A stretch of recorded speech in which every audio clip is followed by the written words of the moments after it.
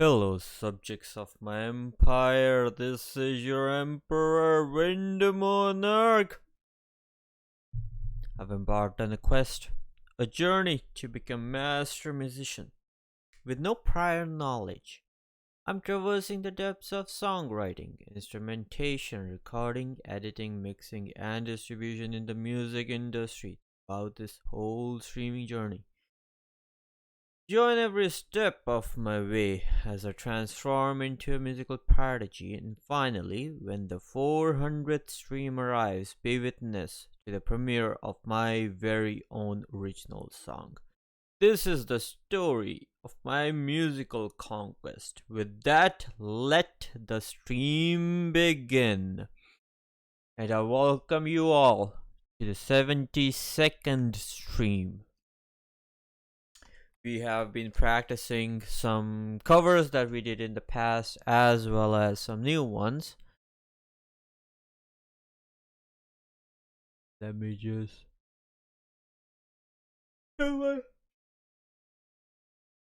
Queen. The next milestone is 75th stream where we will do another cover. For now, let me just verify there are no restrictions. No copyright strikes or claims on the previous WOD. Today, I still do want to do practice, but I want to start a little bit different. I want to start with maybe learning something new. More toward singing. Get more resonance, get more, I don't know, like maybe more headway. Let's have a look what we have. Watch later. And we have the how. Hi, singing geeks, Maybe and we can welcome to start this with this.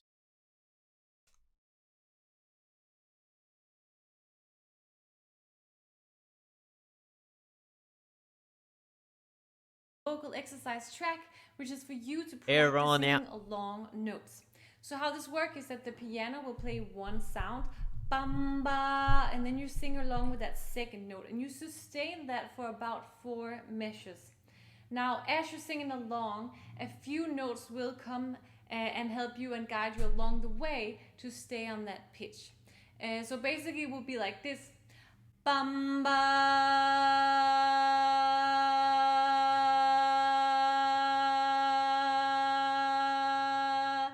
bamba.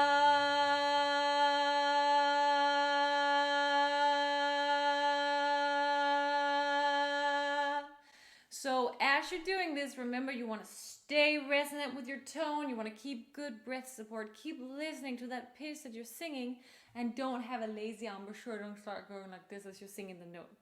You got this. Here you go.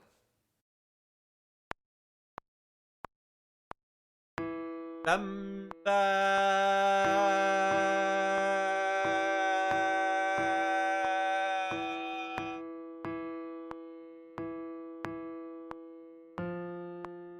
Bamba.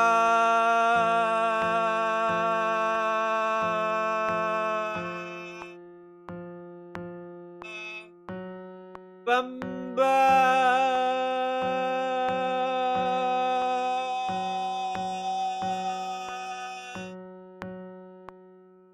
Bamba.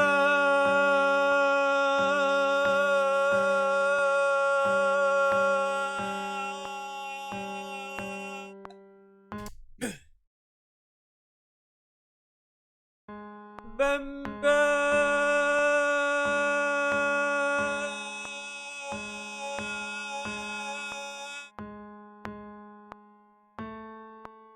Bamba.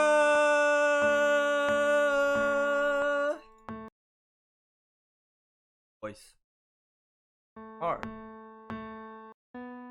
Keep on going higher? Here that you can click if you want to join me next time where we continue to geek out.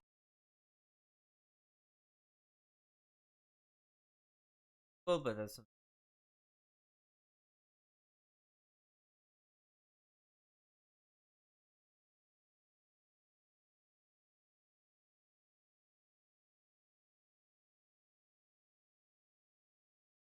actually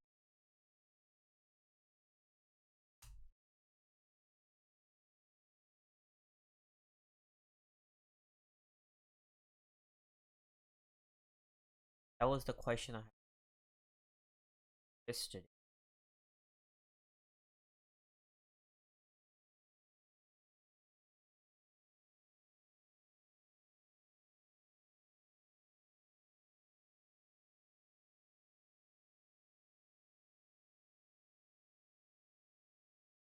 Explain. All right, let's. Which of the following statements is correct? A. She sang a tone. B. She sang a pitch. C. She sang a note. I see and hear these three terms used interchangeably, yet they are not the same. Which is correct? Let's explore together. Hi, everyone, and welcome to Music Theories, where I explain and analyze all topics to do with pop music, music theory, and music history. This video is part of a series I'm making on the very basics of understanding music. So if you want to follow along and learn with us, be sure to subscribe and hit the notification bell. If you're more into the music history or pop music discussion side of things, I've got you covered. Check out some of my other playlists on my channel. Now, I'm not one who is ever great at understanding science of any field, so believe me when I tell you that making this video is just as helpful for me as it is for you. Shout out to my husband with the science and music degrees for double checking my work on this. While this is certainly not a science video, it's impossible to discuss any of these terms without touching on that piece a little bit, starting with pitch. But first, why do we hear sound in general? And what makes something have a distinct pitch? When we hear sound, it means something is causing air molecules to be moved. However, if you were blasted by a barrage of air molecules, it would just be an assault of noise on your ears. So when it comes to hearing a distinct sound, both the source and the medium through which the sound waves disperse have an impact on the way that we hear it. The source itself has to vibrate at anywhere between 20 Hz and 20,000 Hz. And when it does, the back and forth motion of this vibration pushes air molecules. During the first half of the oscillation, when the source moves forward, molecules are pushed forward and bunched together with molecules in front of them. This causes an increase in the density of air at that point. This region is called compression. It is represented by the crest of a sine wave. During the second half of the oscillation, when the source moves back to its original position, it leaves a void, so there are fewer air molecules in that region, and thus a decrease in the density of air at that point. This region is called a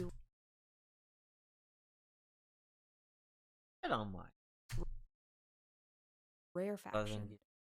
It's represented by the trough of a sine wave. This is one single oscillation.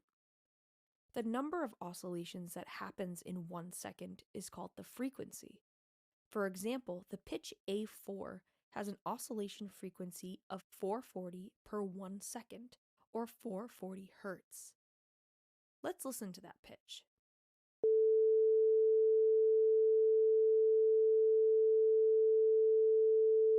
Now, if we double that frequency to 880 Hz, we get a higher version of A, also known as the octave.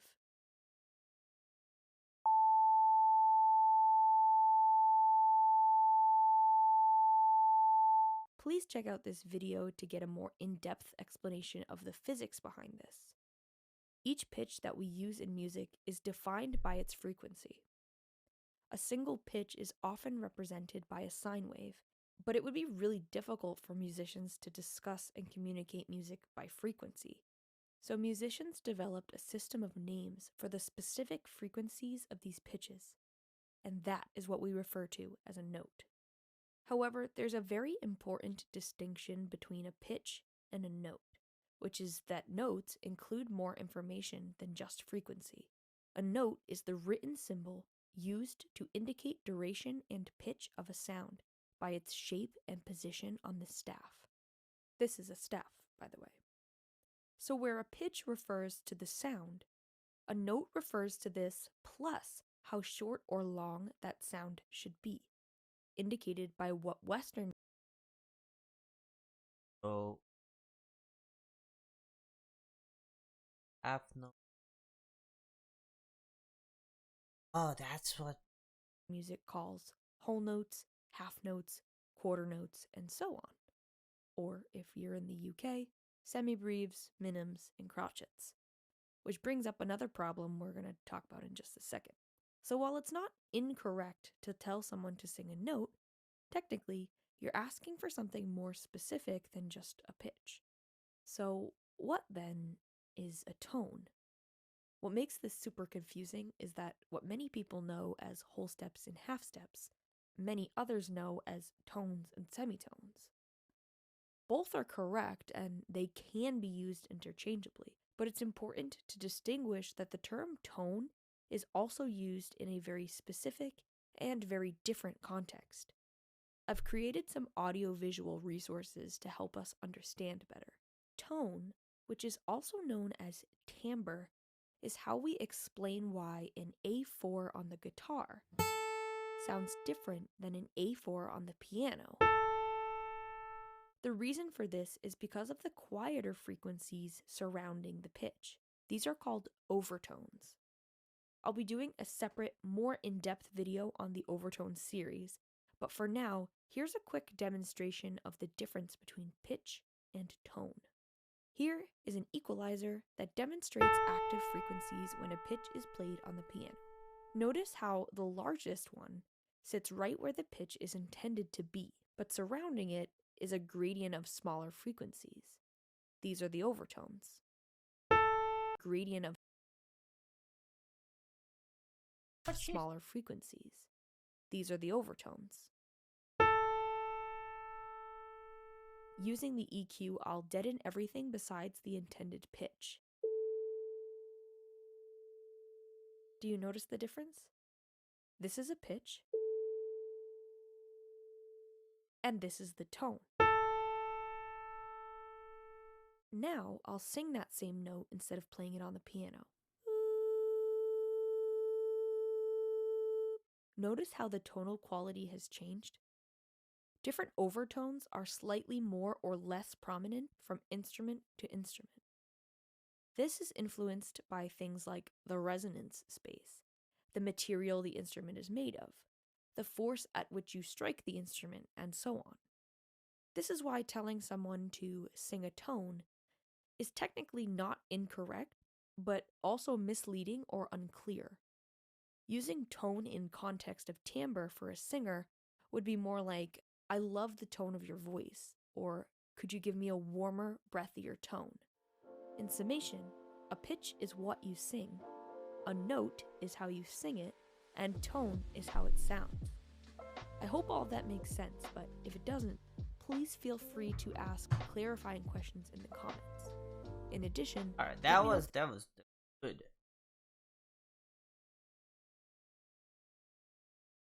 So I need to work on my pitch. I don't think.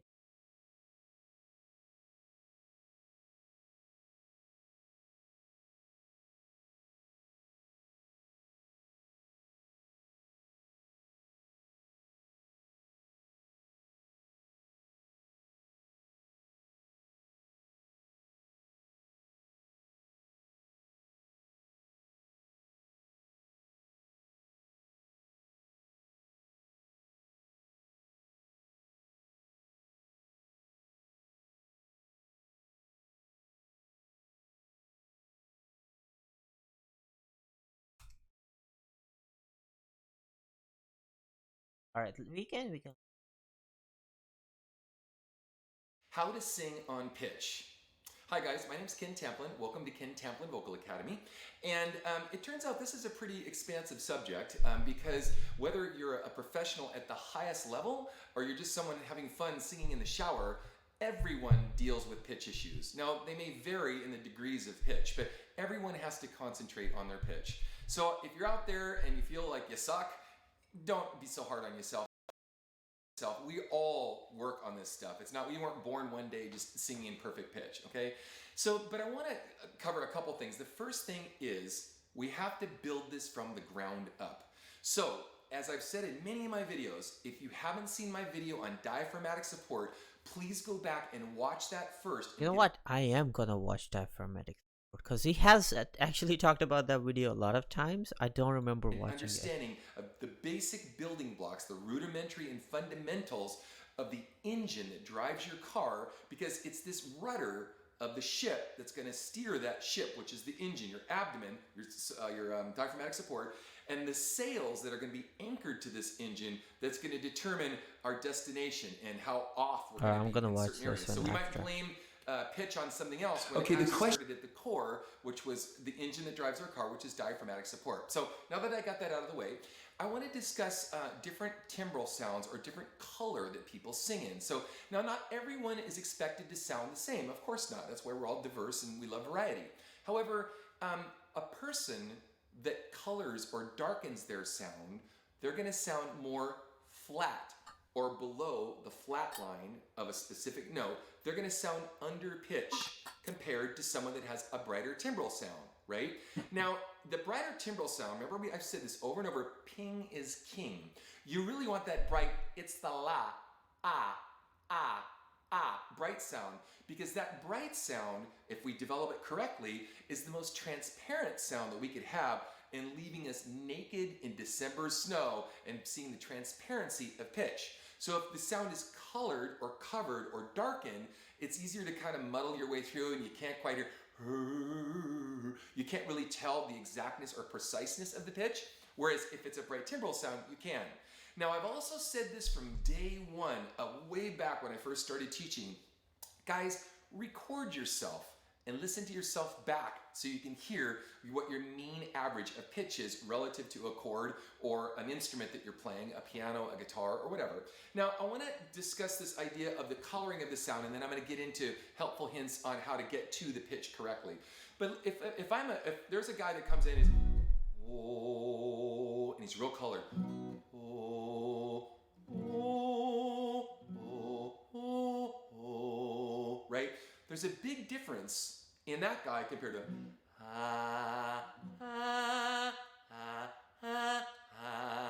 right? The guy that's bright is going to actually be kind of right smack dab in the square of pitch, should be, or maybe even a little sharp.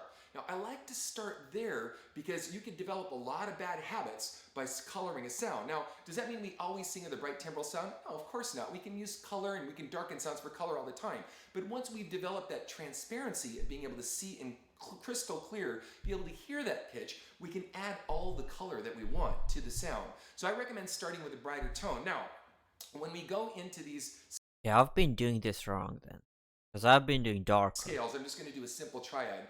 There's a tendency to have a diphthong or to scoop up into the notes.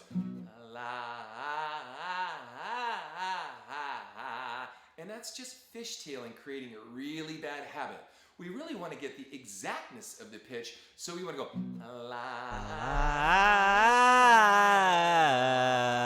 And how I do it is by raising the soft palate in the back of the throat,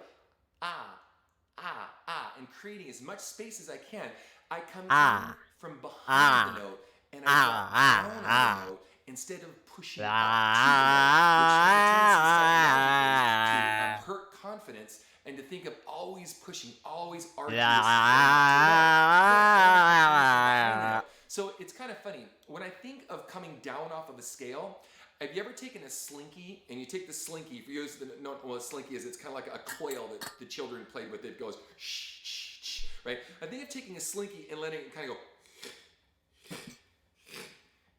down the stairs as I'm letting this thing roll down the stairs. I psychologically think of myself coming down off the notes like that. In the same way, with the slinky, when you have weighted a slinky and you've got the slinky going upstairs, the slinky goes up the one stairs and it kind of whips around and then it pops to the next stairs and then it whips around again and it pops up to the next one.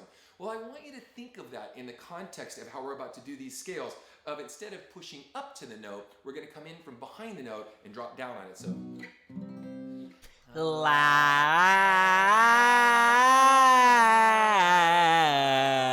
you hear I'm not going la and straining in the sound. I'm coming in from behind and dropping down.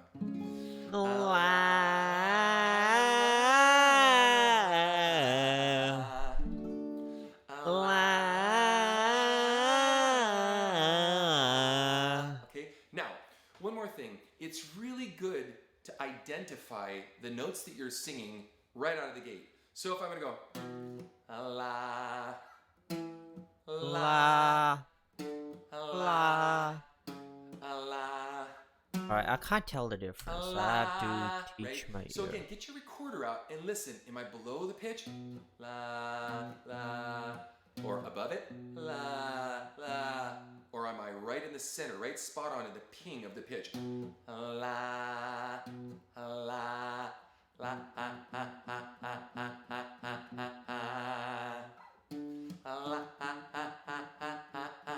ah, ah. And play some games with yourself to see how many times you can hit that. It's like a la, and see how many times you can successfully ping that note, ping that note, ping that note over and over again to get that pitch. Now, I know too that singing in a cappella does help us attain good pitch if we can stay in the mean average of pitch through a 2-minute song or 1-minute song or at least a verse and a chorus of something.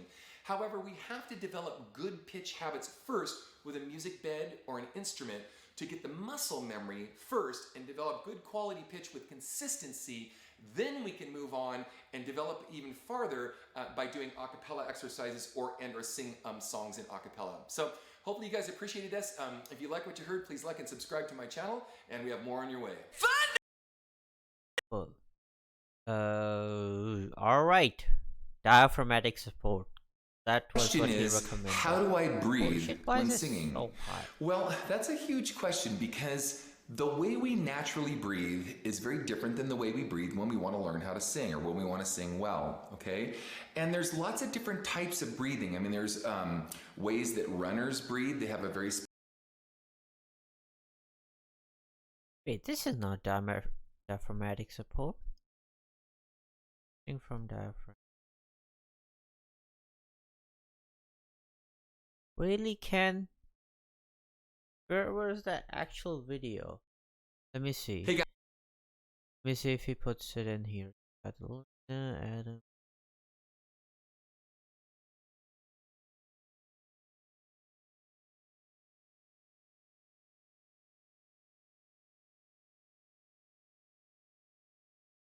I want the diaphragmatics.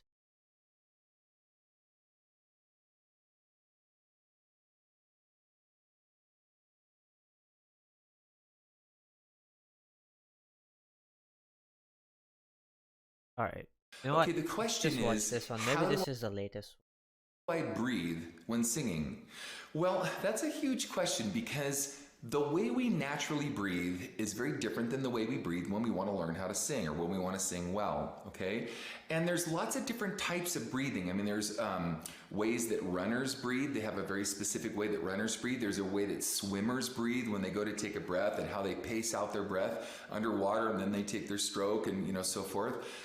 There's different breathing for yoga and so forth. So there's lots of different ways to breathe, and especially in singing, it's very different. So let me go through the math of this. But before we do that, I want to emphasize that the way we normally breathe, we're going to have to break some habits of how we normally ingest air in the lung, in the intercostal muscles in the lung. Now, I have a video out, and I'll put it in the description tab. Oh, finally. Okay, found the video. Hold on, Ken. I'm gonna go watch that one first. Where is this? Yeah, this is the one, right? Hey guys, welcome back again to Ken Hey, Tamplin Ken. Vocal Academy, where the proof is in the singing. Today we're going to talk about diaphragmatic support. What is it? And why is it important? And what does it mean to you as a singer? Well, as it turns out, it's the engine that drives your car, and without it, you really can't go very far. So now there's a lot of information floating around on YouTube and the internet from a lot of different vocal coaches and different people talking about it, but I've yet to see anyone really demonstrate what it is. Now, I'm going to do it for you in a second, but you have to ask yourself two very important questions. Whether you're learning from me as a vocal coach or anyone else online as a vocal coach, does the vocal coach themselves demonstrate what they're teaching? Can they prove it? Can they really show you? Because if they can't do it themselves, they can't show you how to do it. Do they have students that demonstrate it? And if they can't, and they can't translate it to show a student how to do it, they certainly can't show you how to do it. So if they themselves can't do it and they don't have students doing it, they certainly can't show you how to do it. At Ken Tamplin Vocal Academy, we believe the proof is in the Alright, singing. Ken, this Do is a couple- fucking ad. Here's what it sounds like. La, la, where you're straining and you just have no strength in the sound. It feels like it's going to your throat. You just can't control anything and you're cracking all the time. It's miserable. If you have diaphragmatic support, la, La. Alright. Now, by the way, you don't always have to sing heavy. La, you can use it in different timbres and textures. It doesn't have to be only rock or heavy stuff. It could be pop, R&B, jazz, soul, whatever that is. But you have command of this breath that comes from your diaphragm. How do we get it? Here's how we get it. Are you ready? Let's do this together. All right. Right. So typically, when we take a breath from our chest like this. We cuff in from our chest and our chest expands and contracts, right? Instead, what we do is we start already with the chest half to 3/4 full of air and we bring in the abdominal cavity. The diaphragm is directly under here, the chest cavity. Actually, it sits like this. It looks like a eclipse, like a moon. And when it contracts and you breathe in, it goes like this, right? Like this. So I breathe in, and it creates a vacuum of air in the lung, and then I go like this, and it releases that vacuum of air. So when I take a breath, my whole abdominal cavity looks like this. Breathe in, breathe out. Breathe in, breathe out. So when I do my scale, I went, breathe in, and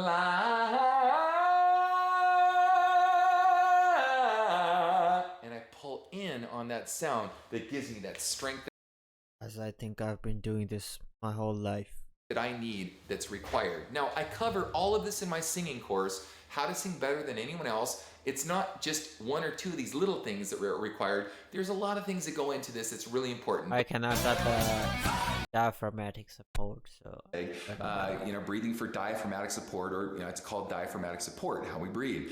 So, but I want to walk us through this again. So we have in our lungs, in the cavity of our lung, we have these muscle tissue, and like I said, they're called intercostal muscles, and it's like a giant honeycomb that goes through the lung, and they're very vulnerable, they're very fragile, so you got to be really careful with it. That's why when someone has lung cancer, that's one of the hardest surgeries to perform, because it's kind of like taking those little things of glue on a straw, and you blow like a balloon in the straw, you blow a balloon up. Well, imagine even thinner substance and a bunch of those in a honeycomb fashion throughout the lung. That's pretty much, what your lung looks like, right? So it's very sensitive, very delicate. But with that said, so most people, when they ingest air, they take the hit of the breath like this. They go, and they ingest it from the lung, okay? Now, of course, we have to have air in the lung, so I don't want you to go away thinking, wow, Ken said, you breathe from your stomach and you don't breathe from the chest. Well, that is and isn't true, and let me explain. We want to take our breath from the lung and have what's called rib cage expansion. And again, I cover this in my diaphragmatic support. I have a couple of tutorials out on this, and we'll put that information in the description so you can follow along. Now, as I said at the very beginning of this video, that this 5-minute tutorial or 10-minute tutorial is not going to be the total sum of you learning how to breathe correctly, because there's a series of exercises you really should do in order to accomplish this. But to get started, so we take the lung and we're about half to 3/4 full already in the lung.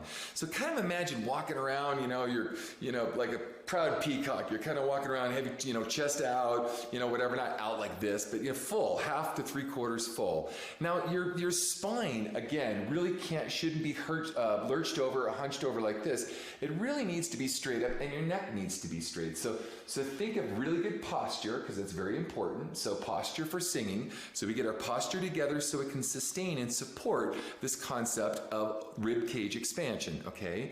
Now I want you to try an experiment, and it's the experiment that's in the diaphragmatic support video that I have, so I need you to watch that and lay on the ground and just ingest some air in the belly and feel that breath come in and out of the belly.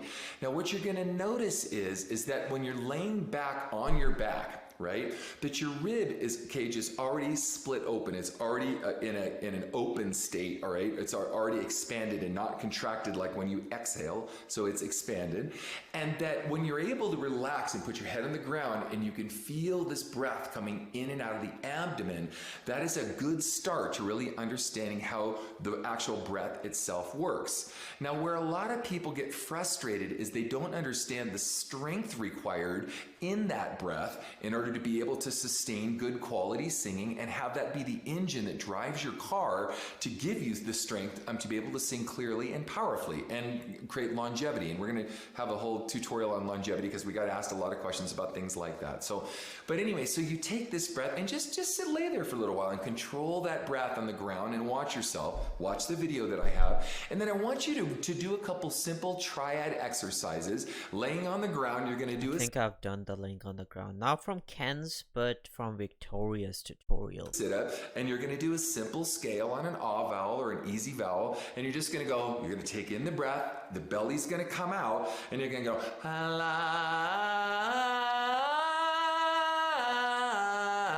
and as you come up that scale, that will be the top of the sit-up. Now stay in the breath, so as you come back down off the scale, you're going to continue with the breath pulling inside the tummy, kind of like you're going number two, going to the bathroom. Yes, it's a gross way to give you that analogy, but that is exactly what it sort of feels like. So now what I said at the beginning of this, there's lots of different ways to take the breath and lots of different ways to use the breath. So sometimes you want to take a quick hit, hey, hey, hey, hey, hey, and you want to have, different phrase stabs and stuff. So you can't always say, well, gosh, Ken, how do I go? You take your breath and your tummy's going, like this. Let me back up. Hey, hey, hey, hey, hey. You know what I mean? Hey, hey, hey, hey, hey. Right? And you're going, well, okay, so now I've seen a couple of other vocal coaches on the internet that actually demonstrate that. And one of them is a very well-known, actually there's two of them very well-known vocal coaches. And it's kind of interesting because when they... All right, and they are doing you just tell me what to do. The call register, or the belting register, right? It's like I'm calling out, someone's stealing my car or my bike, or someone just stole my cell phone off of a table, picnic table or something. And you go, just try it with your tummy. You go, hey, hey. Now don't come from the chest, just from the stomach. Hey, hey, hey, hey, hey, hey. And you do that a few times and you understand that strength. Now, I can't get into all this, and like I said, this is just a small tutorial, and there's a lot to this. I have a singing course. It's called How to Sing Better Than Anyone Else. All right, Ken. Of singing breath and other breaths is, let's use the example of yoga, okay? Now, when someone is in a yoga position or in a relaxed state and they take their breath, usually through the nose, sorry. And by the way, you should ingest through the nose as much as you can because it warms the breath and adds moisture to the breath so that it doesn't dry the cords out. Because if you ever notice, like if you have a head cold and you're laying there all night and you're by the time you wake up in the morning, your throat is so dry and your cords are just completely dried out because you didn't warm the breath by ingesting oxygen through the velar-nasal port, the nasal cavity, down into the lung where it warms the breath and it adds moisture. Okay, so that's also another important element. Now again, there's another part to this here. I'm going off on these little tangents. You can't always ingest from the nose. You can't always,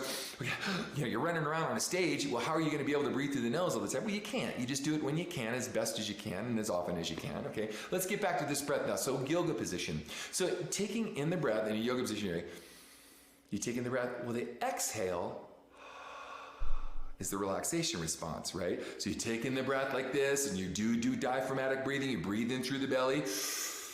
Here you have this belly full of air, and then you release and you relax. Well, in singing, it's the opposite. When you exhale, that's when you're using your air to be able to perform. It's the engine that drives your car for singing. Without it, you're left engineless without a car, right? A car without an engine. So your breath, your exhale is actually your ha. You're saying so, hey, hey, yeah, yeah.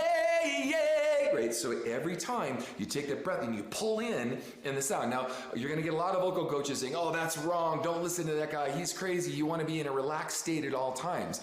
You should never have any stress in the body. In fact, boy, if you stress out the abdomen like that, it's going to put stress throughout the rest of the body. Okay, guys, first of all, Grandpa's been doing this a very long time. I've taken from some of the world's greatest vocal coaches, and I have put this to the test like you can't even imagine. And yes, that one video I have out where I spent around $1 million on my voice in my lifetime is absolutely the truth. So as these people make these comments and they can't demonstrate it, but they can talk smack and trash and hate stuff, I want you to understand And Lionel you have problems. A lot of people, my friend. Be happy. Messi. He's one of the greatest soccer players in the world on Barcelona. He's an attacking center midfielder. The reason I'm going to use him as another example, and I've used him in the past, is when Lionel Messi is going to goal and he's going to score, okay? Do you think that his body is completely absent from stress? No way. The guy's body is stressed out beyond belief, but he's conditioned his body to manage away that stress and literally pace himself with a balance so that he's able to go to goal with an incredible amount of force and thrust and all the different things and whatever. And then the second he stops, and this is another important component to breathing, the minute he stops, he can go into a relaxation response where his heart rate maybe had been up at around 150, 160 beats a minute. Boom, he can bring his heart rate back down to 70, 80 beats a minute as a resting heart rate when he's waiting for a ball or, kind of just jogging along on the field. Well, so it is with singing and with any other sport in that, yes, resistance, I'd rather use that term than stress. There's an incredible amount of resistance in the stomach that is required. But here's the key to this, and this is why it's important that this, again, is just a short tutorial. You're not going to get everything from one little, video here. But the concept is there, and you'll understand this. You have to really visualize, and I'm not being so esoteric, whoa, Swami, snake oil, visualize. No, you have to really truly visualize compartmentalizing your body. Here's what I mean by that. So when you think about the lung, you don't think about the lung as lung, stomach, chest, neck, and throat as one unit. You think about your upper torso starting at the diaphragm, and I'm going to discuss this in a second, where you have a relaxation response in the chest, and the neck, and the throat.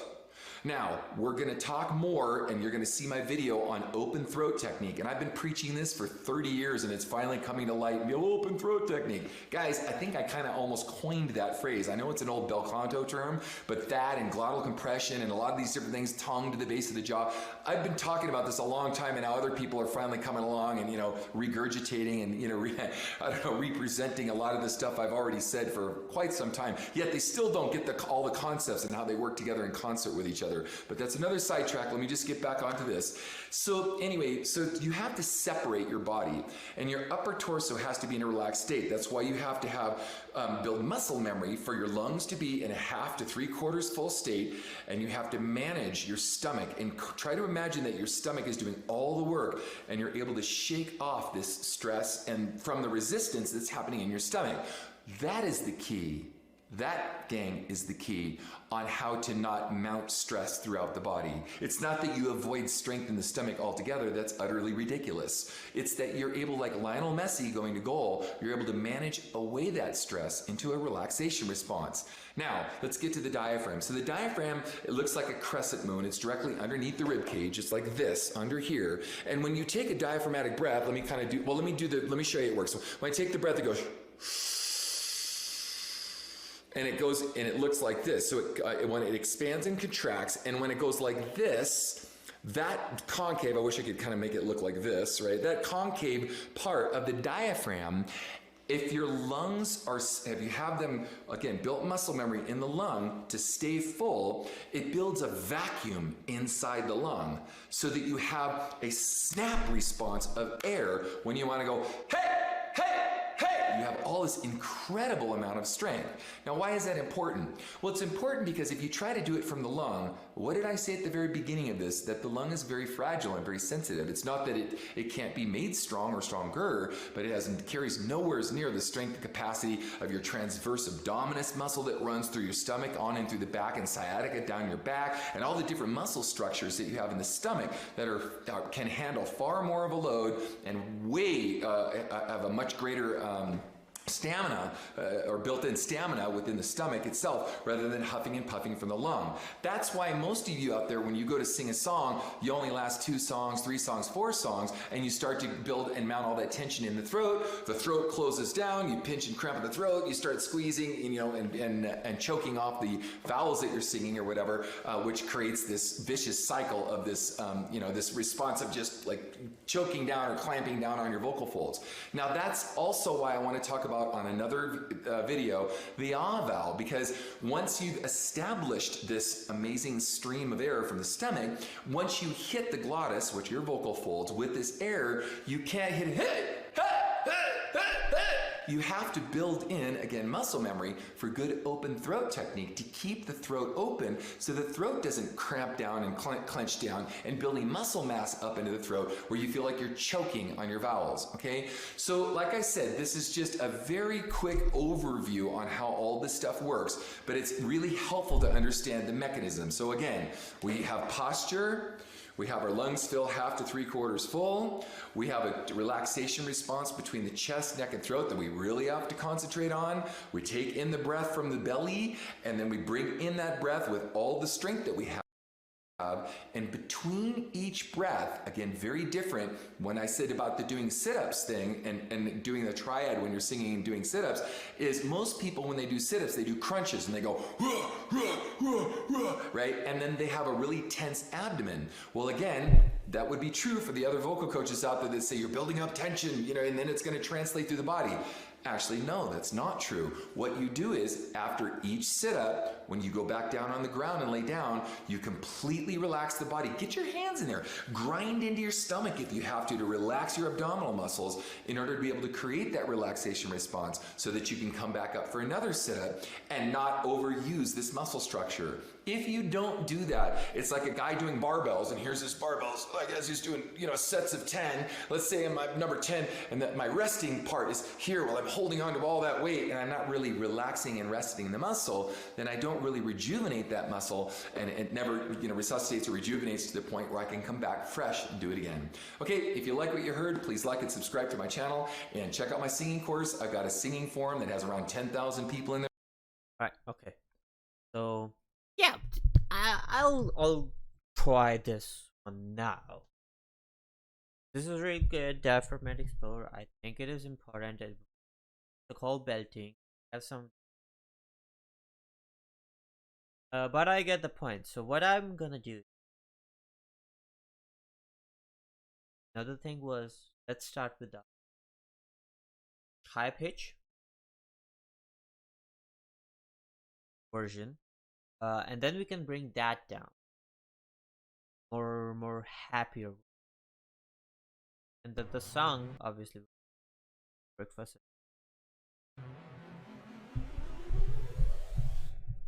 So one try.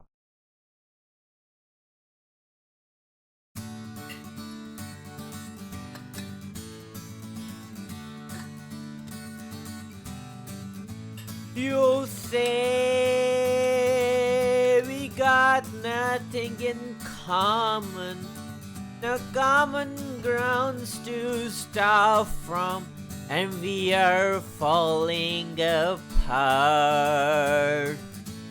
You say the wall has come between us, our lives have come between us. Still I know you just don't care. And I said, what about breakfast at Tiffany? She said, I think I remember the film, and as I recall, I think people gonna like it. And I said, well, that's the one thing we've got.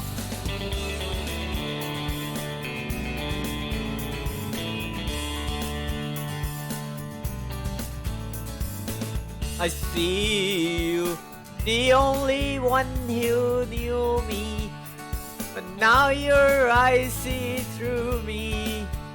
I guess I was wrong.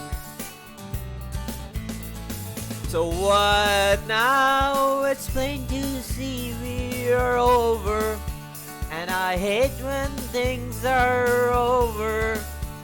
when so much is left undone. And I said, what about breakfast at Tiffany? She said, I think I remember the film, and as I recall, I think people kinda liked it. And I said, well, that's the one thing we've got. You'll say that we've got nothing in common, no common grounds to start from, and we are falling apart. You'll say the wall has come between us, our lives have come between us. Still I know you just don't care. And I said, what about breakfast at Tiffany? She said, I think I remember the film, and as I recall, I think people kinda liked it. And I said, well, that's the one thing we've got.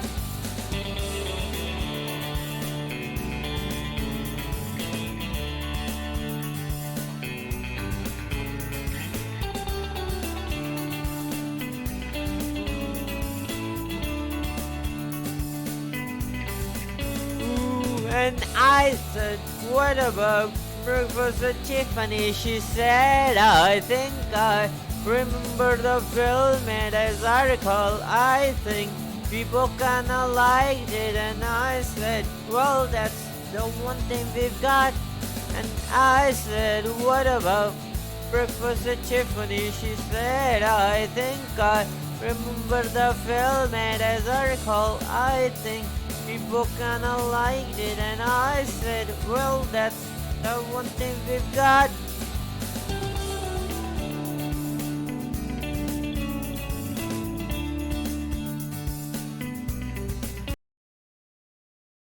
Alright, let's start with a breathing exercise. In this one, we are gonna breathe in for 4 counts, then hold it for 4, and then breathe out for 4. Ready? Let's go. Breathe in.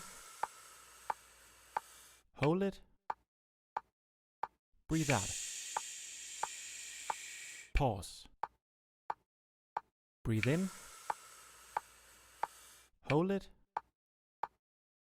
Breathe out.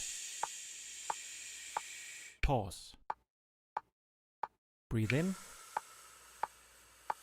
Hold it. Breathe out. Pause. Breathe in. Hold it. Breathe out. Pause. Breathe in. Hold it.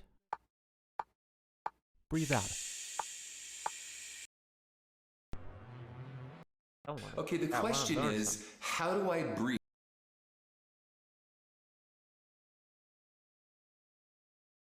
Just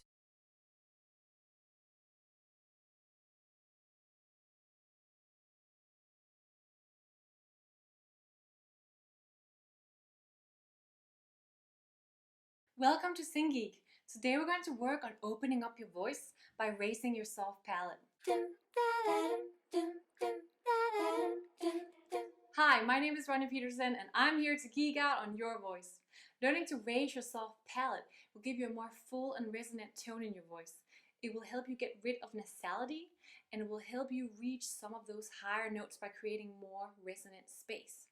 We can manipulate our sound with our oral cavity, and that's what we're going to do today by learning to raise our soft palate. So now you know the benefits of raising your soft palate. Let's talk a little bit about what the soft palate actually is and do some exercises to help you raise your soft palate. At the roof of your mouth, you have your hard palate in the front, which is like that bony part.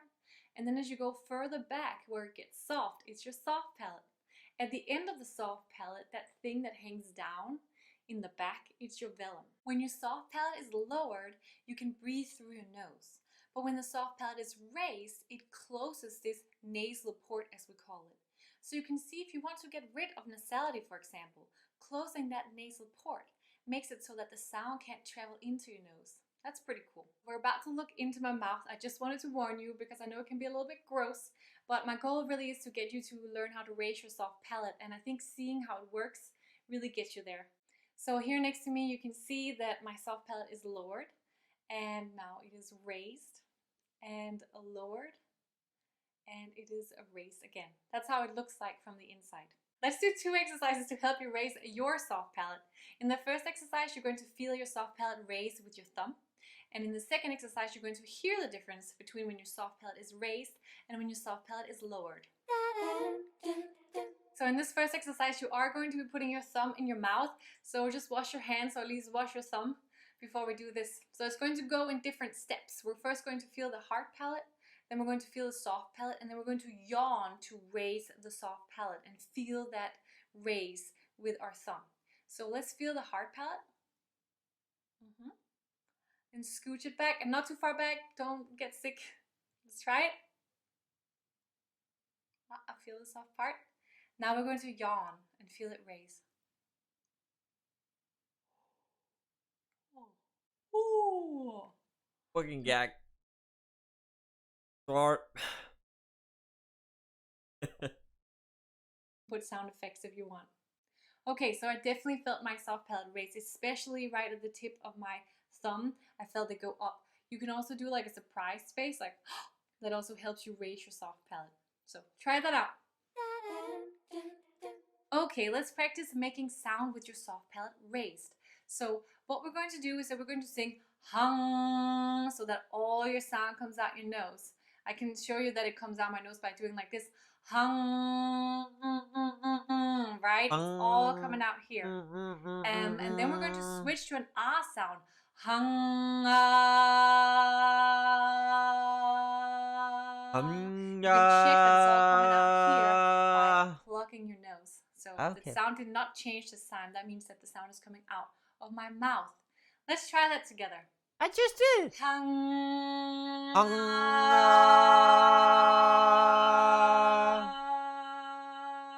hung, a nice round sound, right? We don't want this. Hung,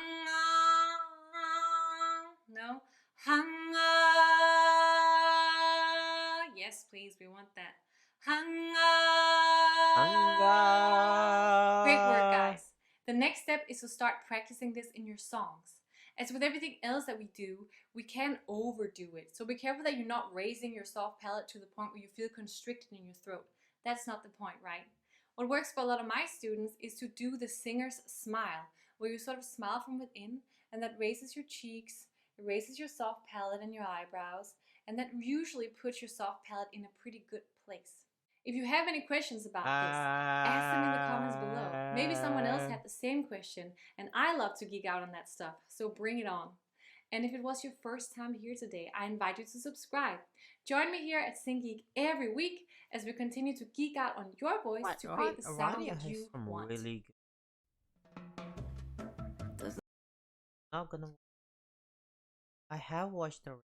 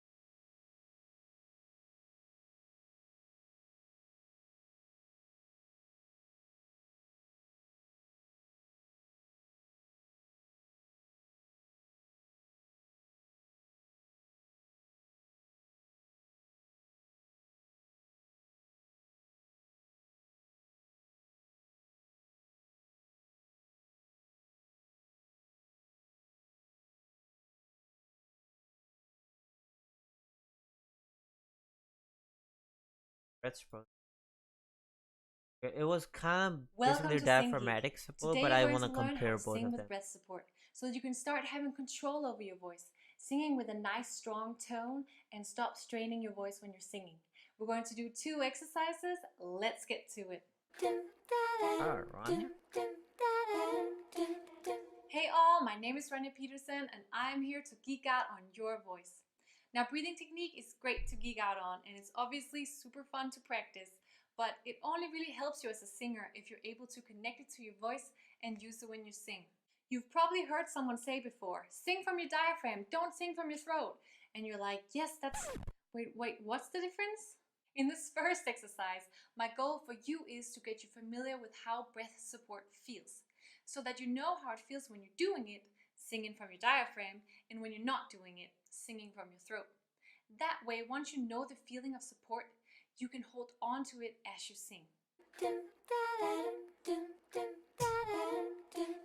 We're going to sing 2 ahs, one where we're not supporting and one where we are supporting. So let's take a breath for everyday breathing, and we're going to raise our shoulders and we're not going to expand around the middle. Here we go. Ah,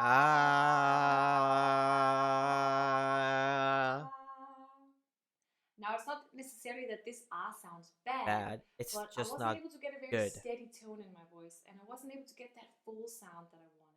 Now let's get a feeling for how it feels to sing with breath support. So we're going to breathe for singing, we're going to keep our shoulders down, we're going to expand around the middle. You're gonna stand And as up. we exhale to make sound this time, we're going to focus on giving all the energy down here from the diaphragm. To feel the relationship between your voice and the control down here, we're going to add what we call diaphragm pulses to your sound. They sound like this.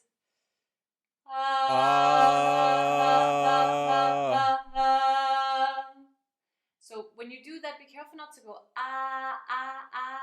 because that comes from up here. We want it to come from all the way down here. Let's try this out together.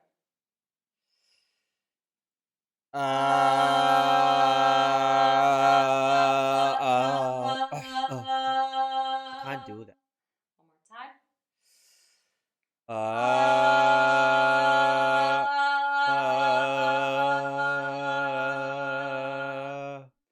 Now this time, I felt that I was able to keep the tone of my voice steady, the same the whole time, and I felt that I had that full sound that I wanted.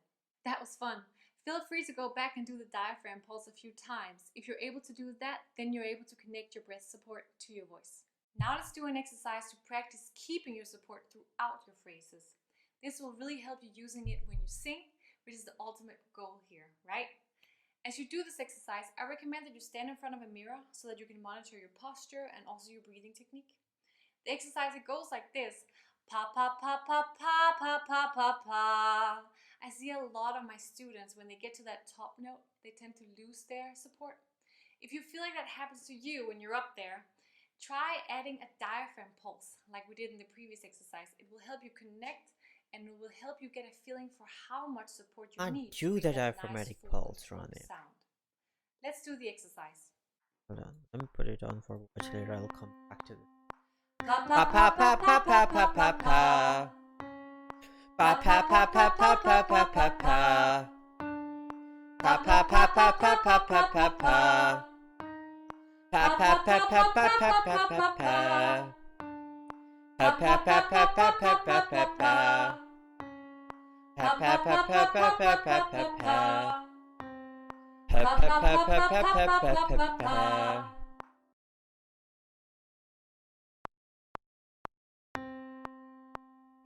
Pa pa pa pa pa pa pa pa pa. Pa pa pa pa pa pa pa pa pa. Pa pa pa pa pa pa pa pa pa. Pa pa pa pa pa pa pa pa pa. Pa pa pa pa pa pa pa pa pa. Pa pa pa pa pa pa pa pa pa. Pa pa pa pa pa pa pa pa pa.